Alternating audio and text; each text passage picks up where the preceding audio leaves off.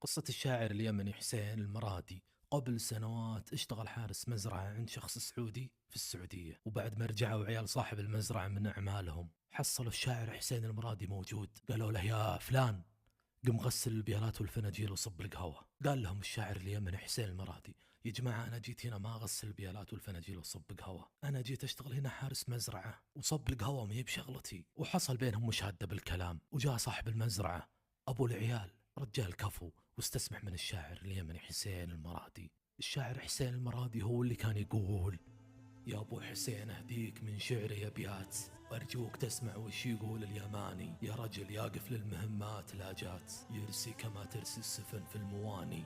لك مني التقدير وأزكى التحيات، يا مكرم الضيفان لحم السماني. مالي وللدلة وغسل البيالات، ولا على الدلة حداني زماني. ولا تعودت أشتغل في الحراسات، ما غير وقتي من بلادي حداني. وحظي العاثر ودرب المتاهات، اللي مشيته يوم شفته دعاني. ولا ترى ربعي رجال البطولات، قوم لها فوق الثريا مكاني. مراد ربعي كاسبين الجمالات، سنايدي في كل محضر وعاني. عموما عز المشاهد، ونعم به اليمن، منبع العز والنخوة والأصالة والشجاعة. وبيض الله وجه صاحب المزرعة السعودي اللي استسمح من الشاعر حسين المرادي.